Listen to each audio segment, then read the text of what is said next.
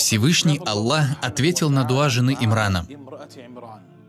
Всевышний Аллах защитил Марьям от побиваемого шайтана и также защитил ее потомство, ее сына Ису, от побиваемого шайтана.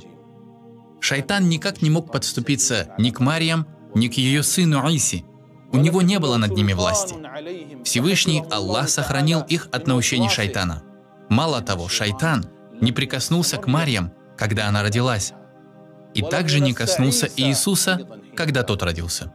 Эту истину спустя века разъяснил нам наш любимый посланник Мухаммад, да благословит его Аллах и приветствует. Аль-Бухари и Муслим передали от Абу Гурейры, да будет доволен им Аллах, что посланник Аллаха, да благословит его Аллах и приветствует, сказал: «Шайтан прикасается к каждому новорожденному младенцу в момент его рождения, и тот кричит, ощущая прикосновение шайтана. Так было со всеми, кроме Марии и ее сына».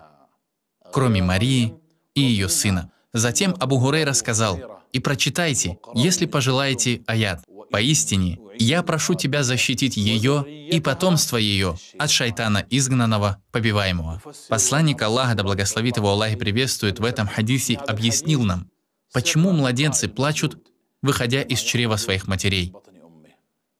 Он объяснил нам, что причина кроется в том, что к ним прикасается шайтан и колет их в бок. Тогда мы начинаем понимать, что вражда между человеком и шайтаном закоренелая, и что шайтан сильно стремится навредить человеку и отдалить его от милостивого Аллаха. А Всевышний Аллах даровал ему в этом некоторые возможности, чтобы испытать человека.